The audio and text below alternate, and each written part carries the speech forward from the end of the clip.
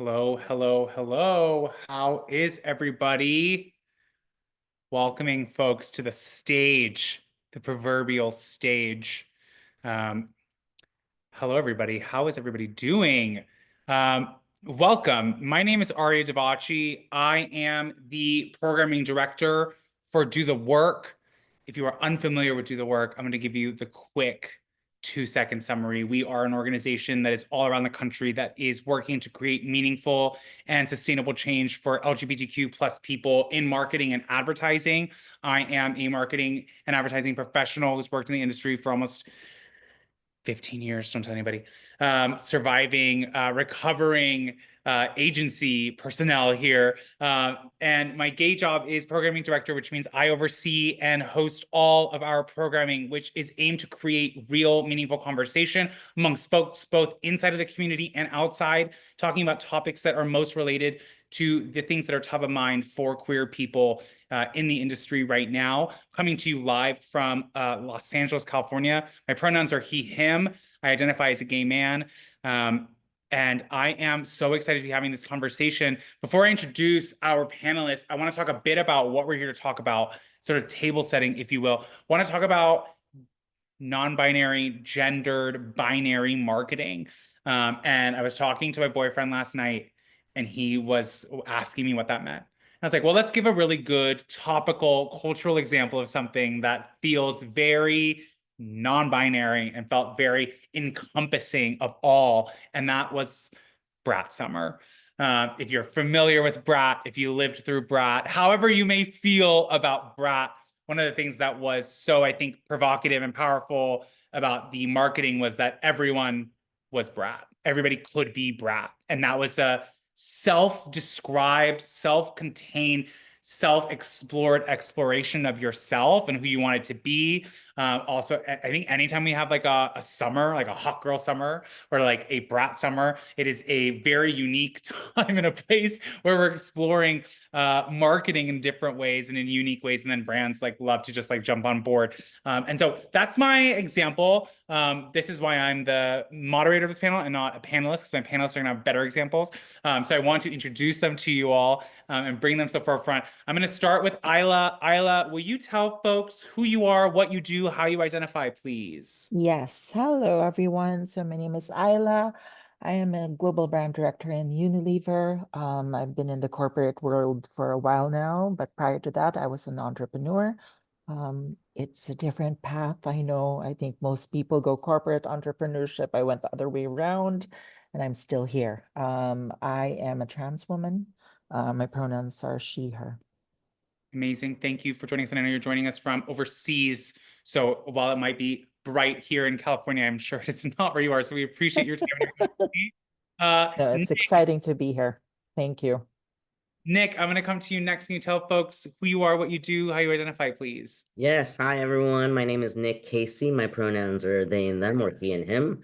And I'm the founder of Nick Kacy Footwear. It's the first the first gender equal footwear and accessories brand, and also the creator and executive producer of Equality Fashion Week, the first LGBTQ focused fashion week in LA.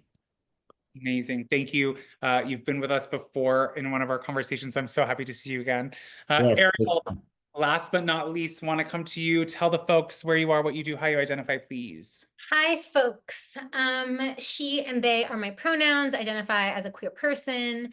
Currently in Southern California, breathing the same air as some of you.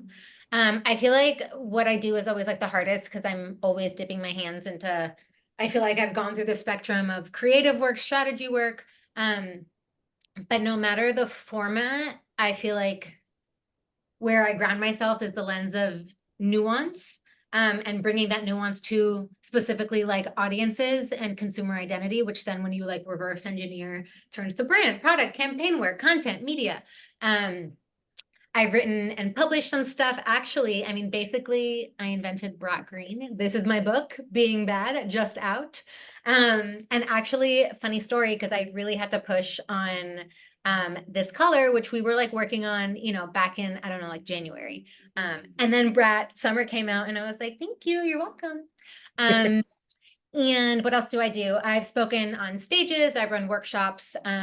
usually in-house for agencies on everything from like gender expansiveness and creative advertising to like hacking marketing stuff for the sex tech industry. So anything taboo is really fun to me and really excited to be here. And that's it. Amazing. Congratulations on the book. Can't wait to read it. So I want to start by sort of circumventing the traditional route of this. And I want to talk about how gendered marketing is working, because let's not deny that it might be working really well. Aela, I want to come to you first on this. Do you have any examples or of just general thoughts about how you feel like gendered marketing is working? I think it's a great question. And the way that I would answer this is just really going back to whatever the brands or the organizations, whatever their route is, and making sure that they stay true to that, right? In terms of how they market. I think that authenticity is very critical. So if I think about, there are cases where gendered marketing will be needed because there's a functional story to it. And it's actually critical to the different genders. But there are cases where you can open it up, right? I think it really depends on what story, what's the history, what's the root of the brand. And if you're being true to that, I think that's a great way for you to be able to move forward. One thing that I can think of right now is if I'm just thinking about fashion as an example, right? There have been a lot of brands that historically have been very gendered. It's male, female. And that's how they've operated for years, for decades now. But then you start seeing the blurring of the lines because fashion in its own function is also starting to evolve, right?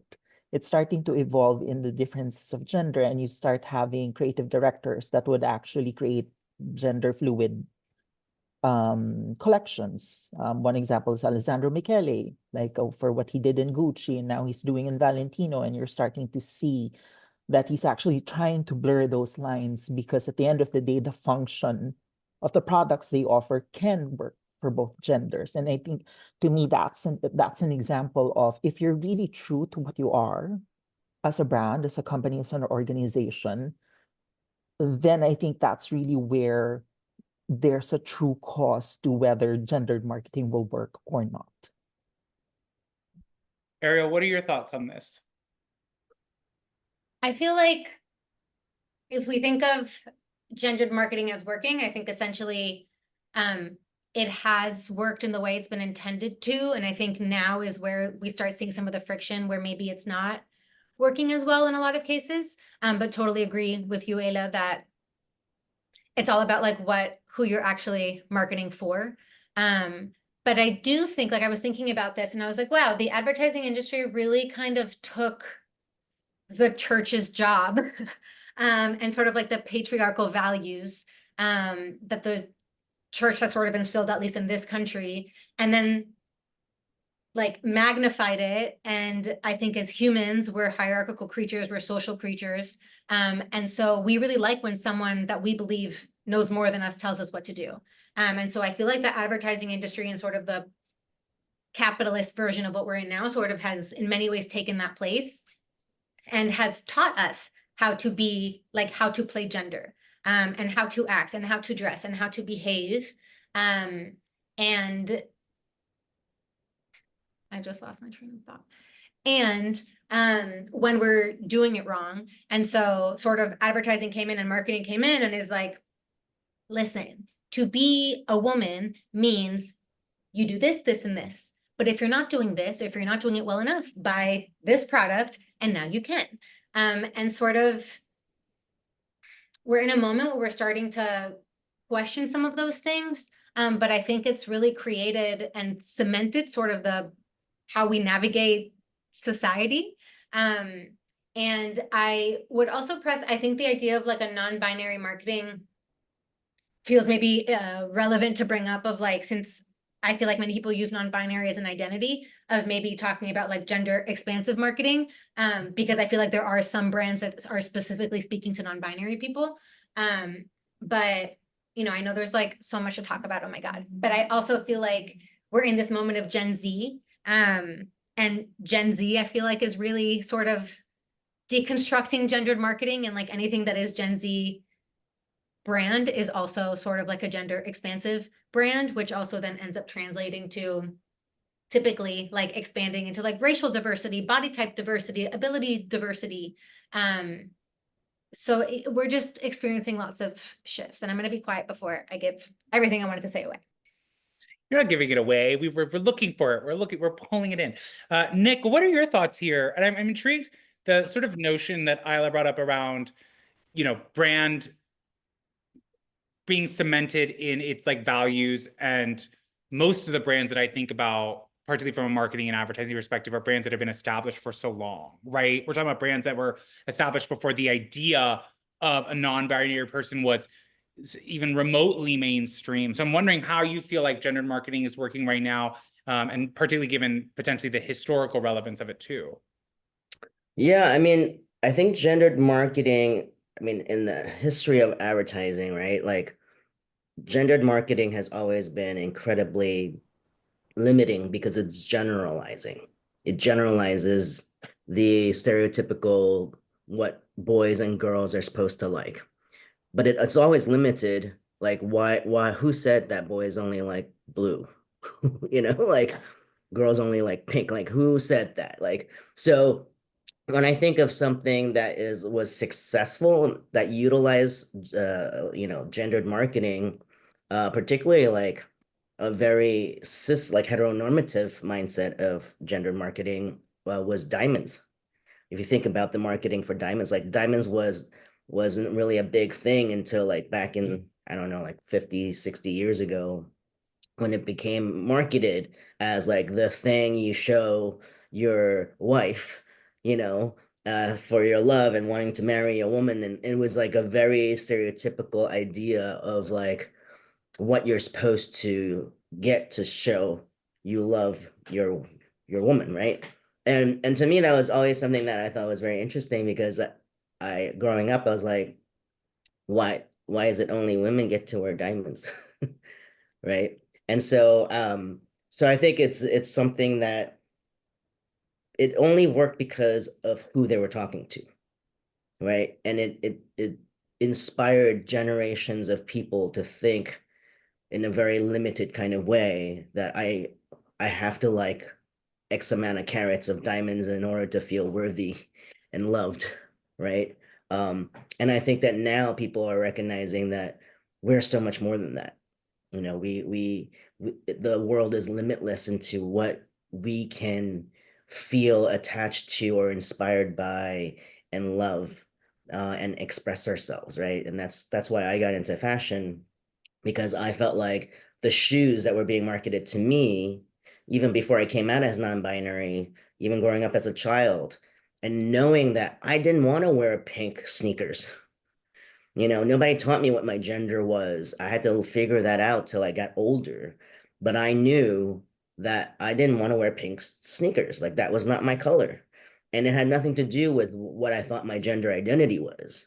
I just didn't understand why somebody was forcing me into this category, you know. And I think that that is the shift that, you know, Ariel was talking about, is that now we're in the shift of recognizing this awareness that like we are so much more than what people tell us we are, and condition us to think that we are, you know. And I think that's a beautiful thing.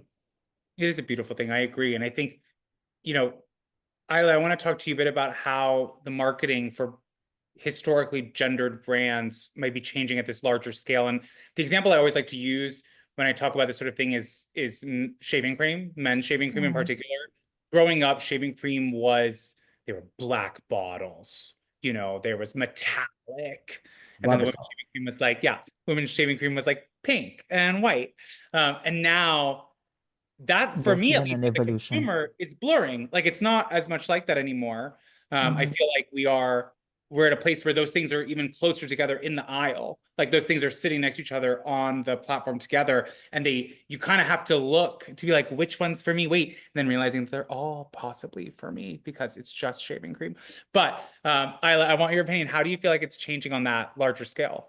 I think I'm just going to go back to what I said earlier, right? At the end of the day, there are things if it's very specific products, right? Like a shaving cream, the reality is there are functional aspects that will adhere to a gender.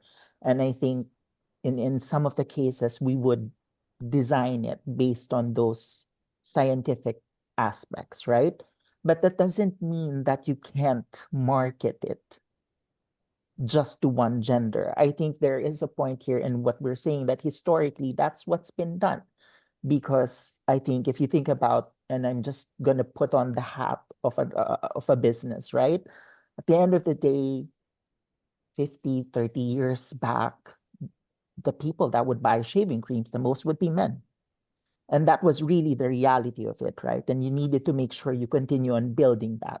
I think the question then becomes is at what point in time, as culture evolves, as community evolves, do organizations and brand evolve as well?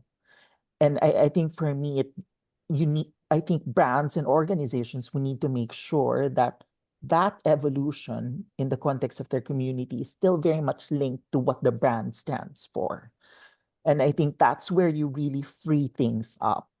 So I'm going to take an example again I'm going to talk about Dove from Unilever because I think the brand in its root was one of the brands that started talking about inclusion more from a body positivity perspective, but at the root of it, it was about inclusion.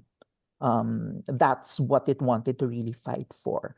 And I think, is there an opportunity for Dove to start evolving further into this space of gendered marketing, especially as how different communities are evolving right now? Sure. But I think at the end of the day, I think the brand also needs to make sure that they do it properly so that it doesn't become lip service, right? Because otherwise, the communities will pick up on that. If they start suddenly like talking in a different way, and I'm not just talking about brand Dove now, but any other brand, if they start talking in a different way, where it's suddenly a big 360 from what people know of them, or they just do it as lip service, people will know that because it's not authentic to the community that they're talking to or the brands and products that they're offering. So I think that's why I was really focusing on the idea of what does a brand stand for? What are its values? And how does that link to the communities they serve? And that's when you can really have a true experience in creating gendered marketing that opens up the possibilities beyond what's been historically binary. Sure. Yeah, I think I have follow-up questions for both Ariel and Nick. Nick, I'm gonna come to you first. Let's talk about the community, right? Aela was talking about the community. How do you feel like things are changing at that community level? For lack of a better word, I don't like this word anymore, grassroots level, because we're past that now, I think, as a queer community. But how do you feel like it's changing on the community level, Nick? Well, I mean, can you be more specific? Like, in what way do you mean change? I think the way that we're thinking about the way that we interact with brands as queer people, as people who live on, not even just a gender binary, but also like a gender expression fluidity model, like our interaction with brands is shifting. And I think what Aela was saying is like, and please correct me if I'm wrong, Aela, but like the brand marketing can shift slightly, but it's the way that the community is also interacting with that brand that's going to shift, that's going to impact. It's like they got to hold hands in that way. So I'm wondering, Nick, how you feel like the way that we're communicating back to brands is changing. Well, I think first of all, as a community, we're coming into ourselves and recognizing like we deserve more, and I think that's something that I'm so proud of our community for, because for too long and oftentimes even today we are subjected to kind of the bottom of the barrel, like like this is what we can afford, this is what we can get, and it's like bullshit, right? Like we deserve the best just like everybody else. And in gendered marketing, one of the biggest um biggest problems that I have found was, if you ever notice, even in shoes, because that's, you know, what I'm the expert in, so I can speak on that, is like, notice like women's shoes are poorer quality, higher price point, and you have to change them more often. And you're conditioned to think I have to change it every season, right? Whereas men's shoes are better quality, lower price point, and you're conditioned to think I can wear them for life. They're classic, right? And that is like what the community, for us as people who are not part of this like heteronormative cisgendered world, it's like, well, what, wait, like why is that? Like why when I look for shoes, I can't find it in my size if my feet are not big enough. And I cannot find, I don't want to succumb to wearing like children's shoes, which are worse quality, you know, not good for you, not usually very well made. Um, and so I think that as our community evolves and kind of grows in its knowledge of understanding like marketing and how we see ourselves and our worth, that's how we are viewing the brands, right? Who are making the shifts. We see, like Isla said, their authenticity. Like, is it performative? Is it genuine? We know because we live this every day. And, you know, an example for me, if I may, is like this is L tampons that was marketed for all people who have periods, you know, and it was such a beautiful campaign that I actually was a part of because they actually took the time to ask us, you know, people who used to have periods or still have periods or now have periods, right? Like it was really powerful to be a part of a campaign where I felt like I was being heard and seen, and people like me were being heard and seen because they were genuinely interested in how to, you know, sell us something that we need, right? And for too long, like you think about like a lifetime of spending money on things that like literally gave me body dysmorphia, right? But and then on top of that, having to go buy these pink boxes and being in an aisle that was just like screaming like gender dysmorphia, you know? Um, so it's nice to know that now brands are recognizing this and taking the steps necessary to market and brand in a way that helps us feel genuine to ourselves. I think it's really well said. Ariel, I want to come to you in response to all this, but also specifically what Isla said about if you do it full 180, you get called out. And I want to talk about how the industry is kind of living in a space of time of fear and how that's affecting progress. So can you talk about, I know that's a lot, but can you talk about a little bit about that? Well, I'm just like, yo, hire the people that you want to like talk to. Like hire queer people, and then you don't have to be freaking out if like your brand's gonna be speaking to queer people or not. And I think not just hire queer people, but something I'm always like harping on is like put queer people in positions of power who can have full access to veto, like, you know, this isn't gonna land. Like I always think of the Pepsi commercial, right? Where with Kendall Jenner and everyone was like, who the fuck was in that room? And I assure you, plenty of Black folks were in that room, but they didn't have the power to like say anything or they lose their jobs. And so I think that really applies here as well. And like a brand, I think that so beautifully plays into this is Sephora, which like, you know, I think like statistically, like who we might term as females are their primary brand, are their primary audience, but you have tons of queer folks as well who are their audience. It's something in like, you know, almost like a fourth, something like that. And they came out with their, I think it was 2019 and 2020, their campaign of just showing all different folks wearing makeup, highlighting their pronouns, highlighting who they are, backing it up by incorporating like queer ERGs, which then like raise the employee retention rate of queer folks who then feel like much more confident to be a part of the company and part of serving the audience that, you know, Sephora is trying to market to. And, you know, they've even, it isn't just like lip service. Like I think in 2020, I think it was in 2020, they started classes for confidence, beauty classes specifically for trans women and to like support the confidence there. And so I think, you know, you have so many different, there's so many different little markers that can really help versus I feel like, I think it's MasterCard came out with you can put your chosen name essentially on like your card, which is really helpful to like not be outing yourself all the time every time you want to pay for something. But then, it's like MasterCard is also giving tons of money to like all these anti-queer, politicians. And so then you're like, okay, like, thank you, but also no thank you, but also like, how am I supposed to feel about you? And I feel like it's so funny, but all of this is made up, like gender's made up and advertising is like kind of made up. And so, Nick mentioned like, who told us that pink was for girls and blue was for boys? And like literally advertising did, because up until the 1950s, blue was seen as dainty and feminine. And then they were like, let's just switch it. And by the way, we can like segregate and segment these the audiences, and like now hand-me-downs are really popular, but now if you have blue hand-me-downs, they can only go to 50% of the population. So now we're gonna like drive up demand and like baby showers and like all these different things. And now there's like gender reveal parties. And it's kind of like depressing that it all comes back to like spending money and capitalism. But I mean, that's literally where like all this stuff came from. And so it was like someone's decision.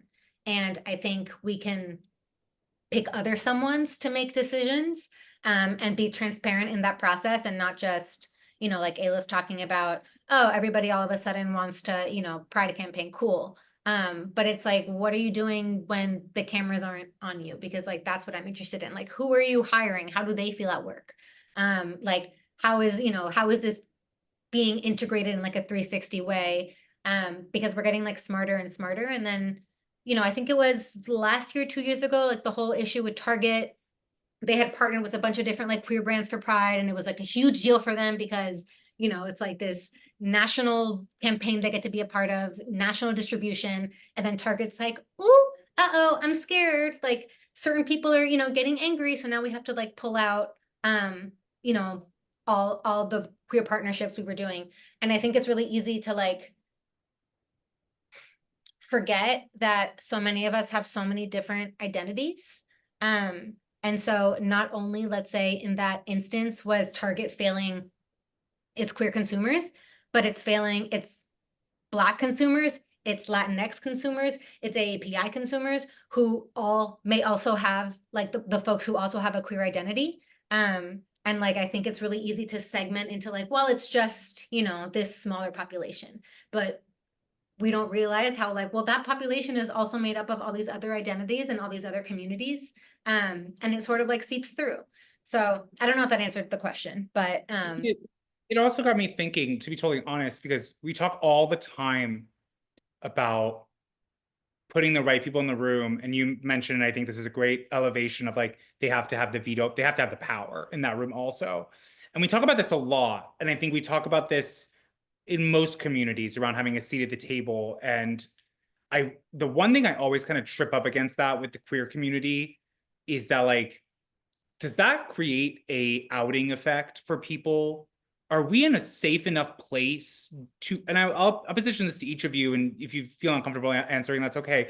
But I wonder, like, are we in a safe enough place where like we feel like people can be out in that way and be hired because they're, and knowing that they're out as a part of their hiring process? And I know there's no HR individuals here in this room, but like as a queer person, I'm the poster child of like, I've been gay. I've been out. But I also know a lot of folks who like just don't live that way. People who like just because of their own life don't want to be out at work because like they have trauma or what, or they just don't want to. And so it creates this kind of difficult circumstance, right? And so I want to just talk for that. And I don't know if anyone has thoughts about that, but like we talk a lot about like change comes from putting queer people in the room. And I'm like, right. But also then queer people are putting their necks on the line by being in that room. And are we as a community ready for that in this current day and age? I don't know. Nick, you came off mute, so maybe your thoughts. Yeah, like for me, this was a conversation I actually had previously in other rooms. Is that in life, there's always just going to be those of us who are able to speak up and those of us who aren't able to, and that's just a choice that we all make literally every day of our lives. And every day, I go out and I leave my home, I'm taking a risk, right? Because I'm not a passing necessarily like either way. Like every day I will get hunted down in the bathrooms, every day I will be misgendered. And that's something that I don't like, but it's something I'm okay with because I've learned to live with it. And I recognize that there's some empowerment in existing as someone who's non-binary and chooses to keep a low dose of testosterone in order to not confuse people, but to have the conversations. Because when I first started passing, I all of a sudden literally felt like overnight had these increase in privileges and respect from people. And at first it was very intoxicating. Like all of a sudden I went from sitting in the backseat of a ride share and being told, don't be a backseat driver, to being like, whatever you say, boss. And I was like, wow, like this is what it's like when someone thinks I'm a man. This is fantastic, right? Like I can see why this is so addictive. If this is the world that I grew up in, if this was all I've ever known, imagine like how my mindset would be. But because that wasn't how I was brought up, right? That was not how I was born into this world. I also had guilt. I had guilt that I was receiving privileges all of a sudden because I knew last week when someone didn't think I was a man, they treated me completely differently. They don't hold my door. They tell me not to keep my mouth shut. Like it's so interesting, particularly being, someone who's Asian assigned female at birth, right? We are literally conditioned to basically be of service, to serve other people and keep our mouth shut. And so I think that is also why like I have a conscious like mindset of being like, you know what? I am not gonna be quiet. I don't care if I'm risking my life, if I might get beat up or whatever. Like it doesn't matter. There are of course instances where I'm like, okay, I really don't feel safe or comfortable doing this. But most of the time, majority of the time, I rather know that I am choosing to be the voice to help educate. I will get into a ride share now, and if they assume I am a like cisgendered male, I actually make a point to be like, oh, actually, my pronouns are they and them, which will completely confuse them. But then I spend the rest of the car ride educating them what non-binary is and why I chose it.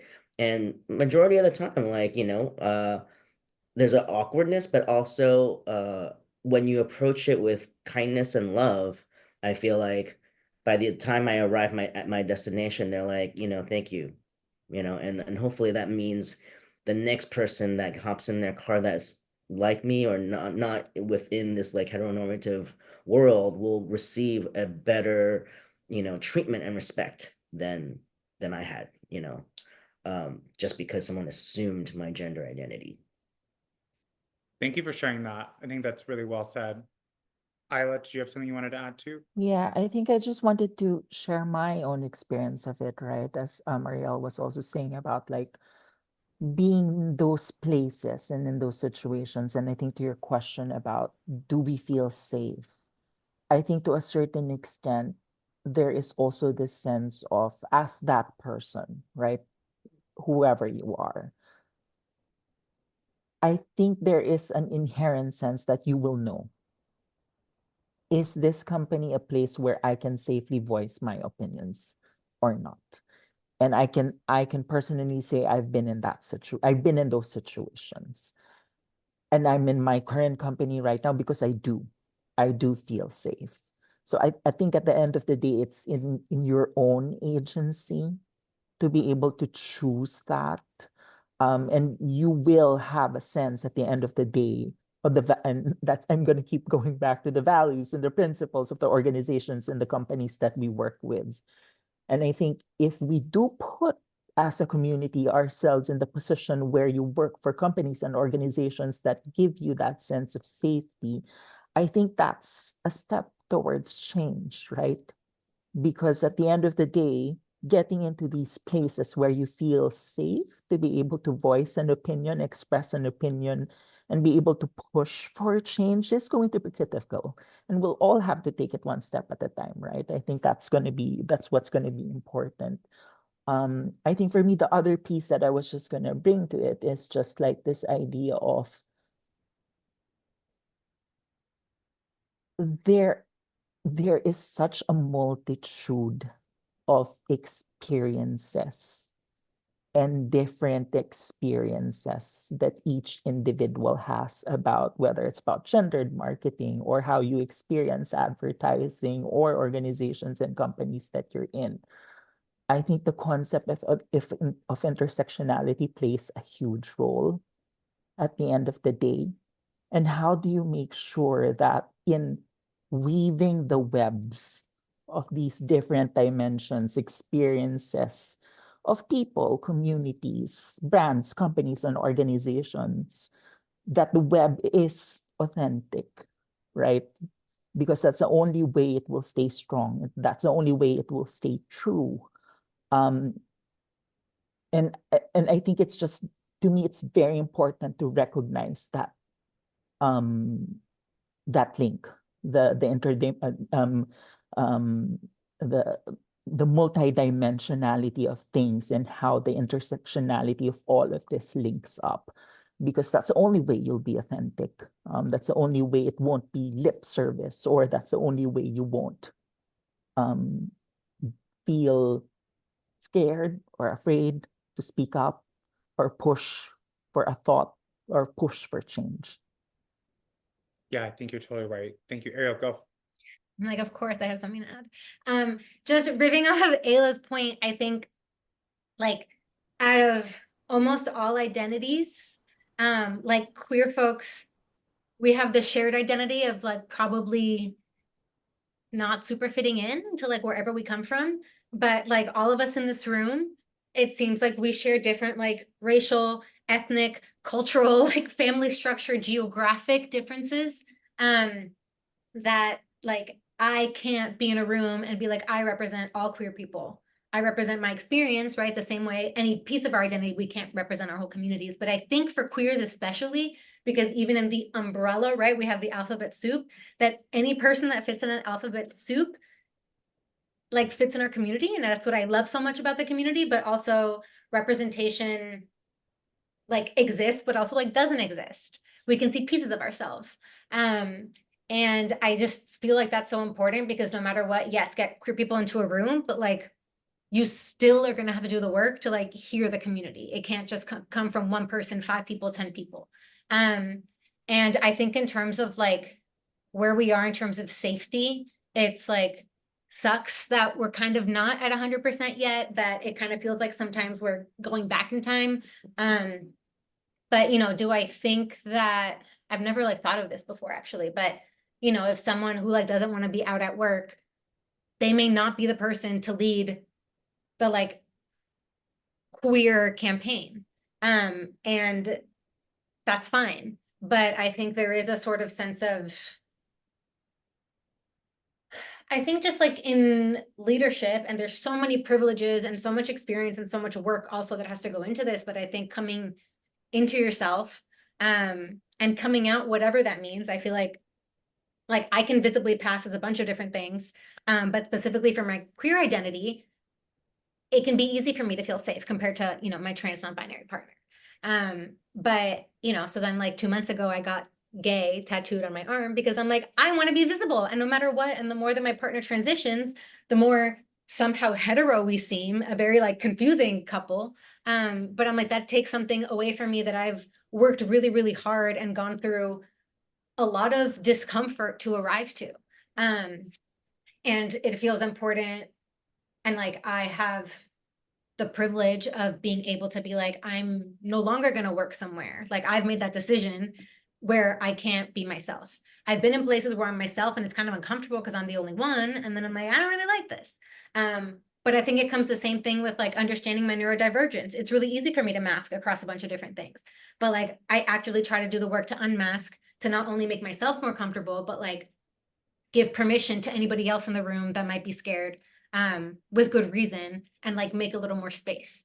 And so we can't ask that of everybody, but I think those of us that can have a bit of the privilege to like take those steps and create the spaces, like get into positions of leadership so that we can create the spaces where folks can feel safe and like will want to come out and will feel celebrated and supported, and like be able to create those environments.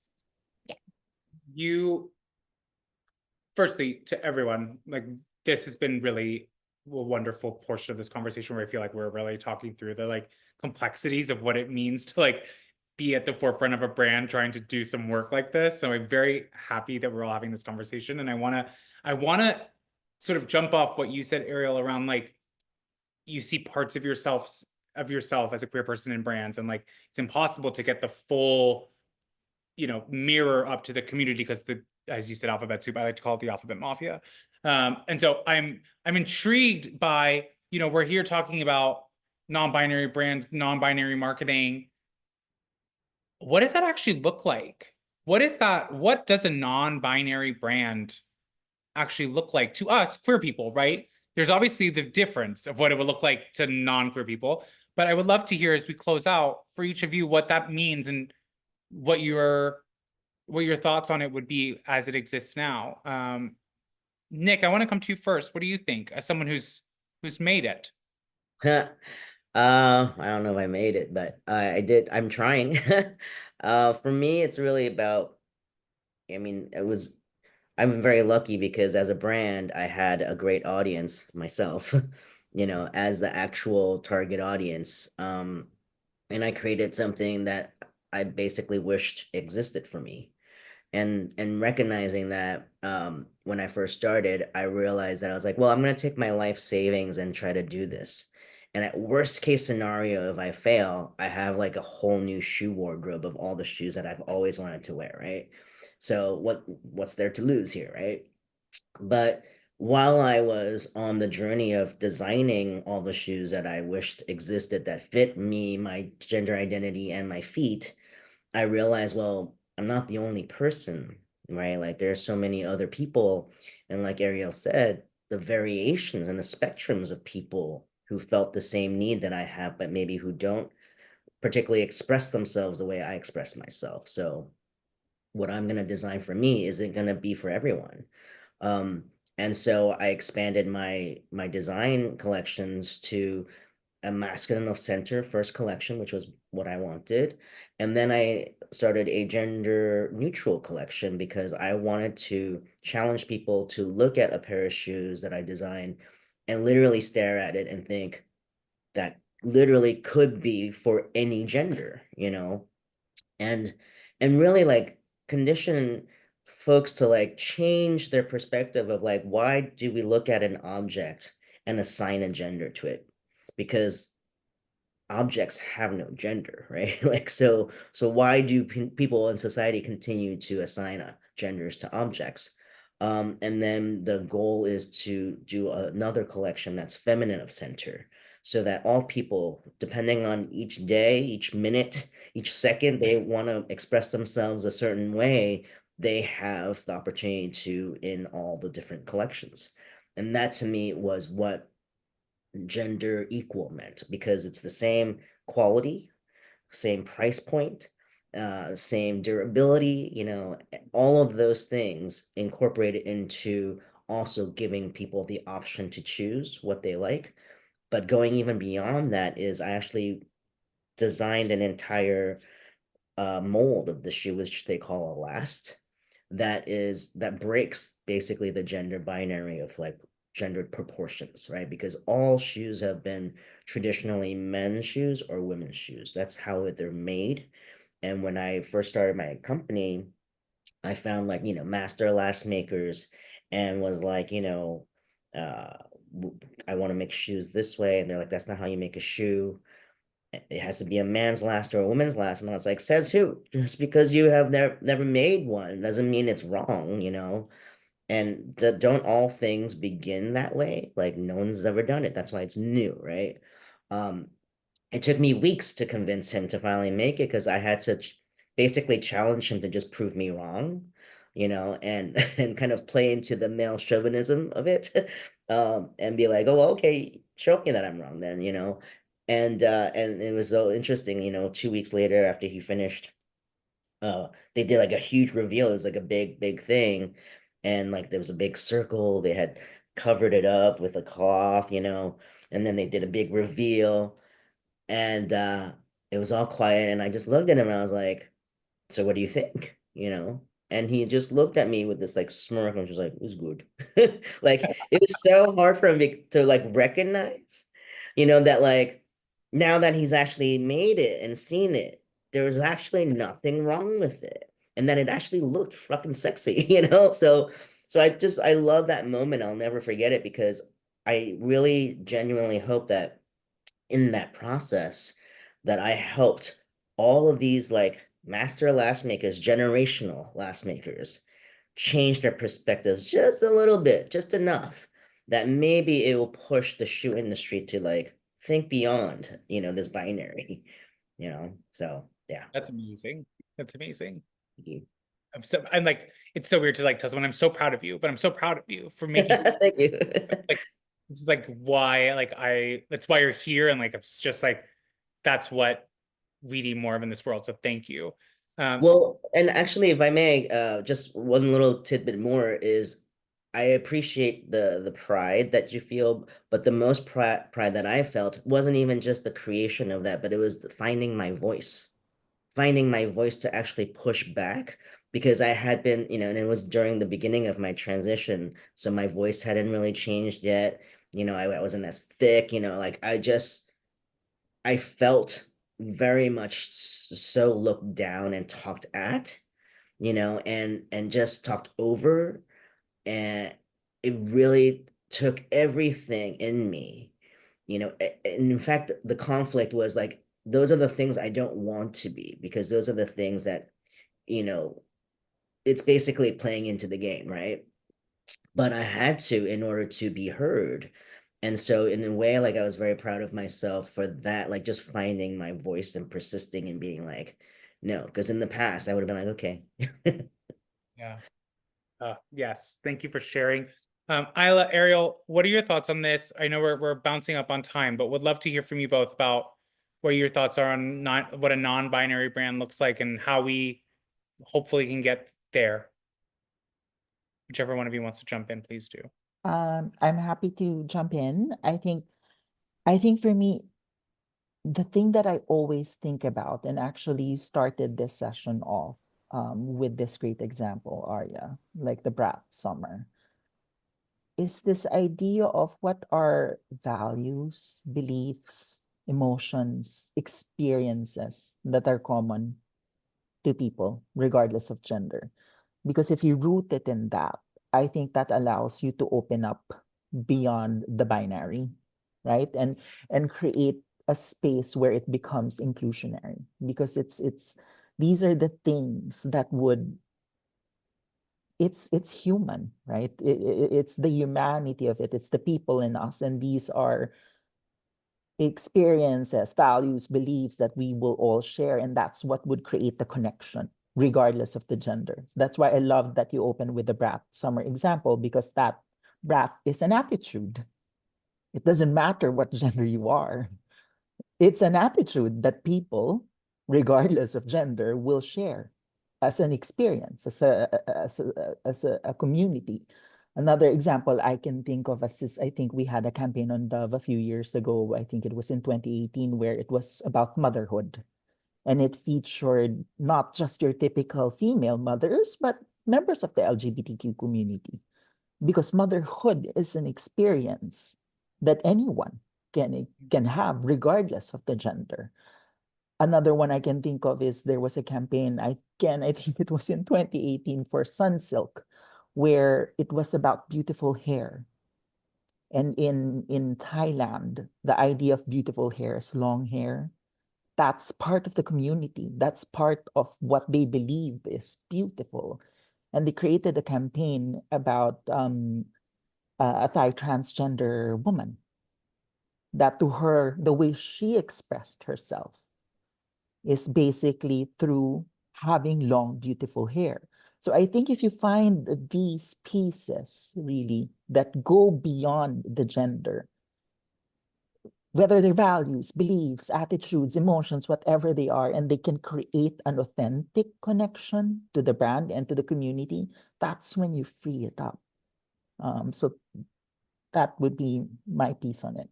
I think those are fantastic examples. I think they really speak to the breadth of opportunity. Ariel, you're gonna get it. The last bit is on you.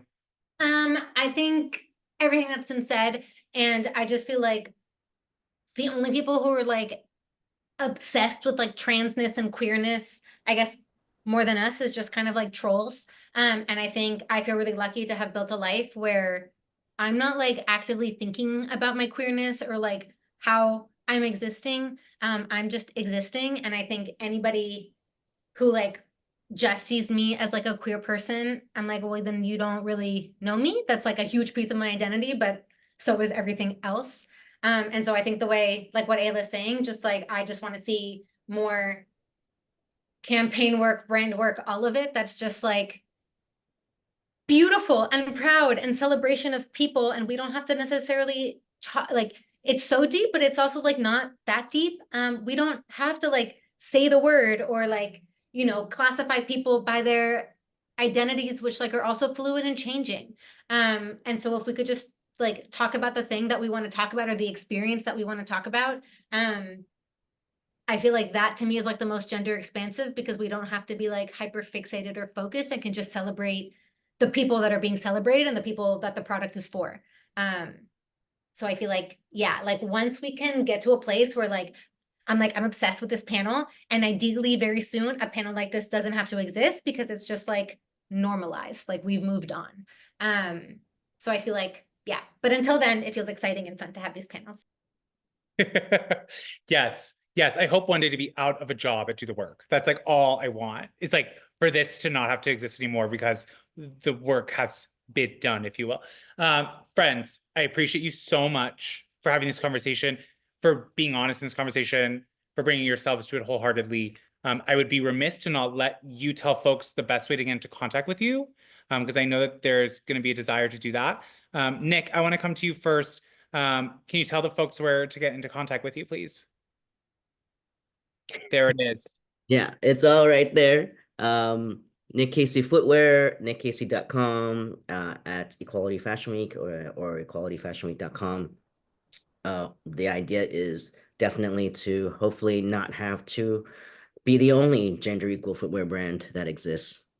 So I'm with you on that. Thank you for having me. Of course. Ariel, where can folks get into contact with you? Maybe Instagram, which is just my name, ARIELLEEGOZI. But I don't check it that often. So if you have specific questions, email at myname@gmail.com. And also, Ari, I just want to say you are like, once you're out of a job, I do the work, like you will be the red carpets or whatever you want next. Incredible hosting. Thank you, Fred. I appreciate you. Aela, last but certainly not least, where can the folks get into contact with you? So they can reach me on Instagram. It's just my name, Aela Abalos. So that's AELAABALOS, or through my email, contact at my full name, aelaabalos.com. And again, thank you for having me as well. I think I just wanted to say one last thing, if I may. I really appreciate the opportunity to be in this panel, and I think there are some great people on this panel, and I think it's also important for us as a community to start elevating the people. And I think it's important because then you start realizing that change is starting to happen. And I think panels like this help do that. I was just going to say, like Sunabi, for example, the CEO of Coty, who is transgender, is another great example of people within our community who are in positions of power. And I think if we can just start elevating, right, talking about the great people that are out there that are helping create this change, I think it's another step towards the change we all desire. Yes, yes. And that is really at the core of what Do the Work wants to be and is. So if you are watching and you want to elevate, you want to be a part of these conversations, please reach out to us, Do the Work, WeRQ, We Are Queer. If you like are obsessed with me or want to get into contact with me, my email is my full name @gmail. You can find me on LinkedIn as well. I'm nowhere else in the world anymore, but I am in those places. Friends, I want to thank you all so much once again. This has been such just an important conversation, and I feel like I learned so much, and I know everybody else who is watching us is learning too. So I want to thank you all for your energy and your time, and thank you for being with us. And I cannot wait to talk to you all again soon.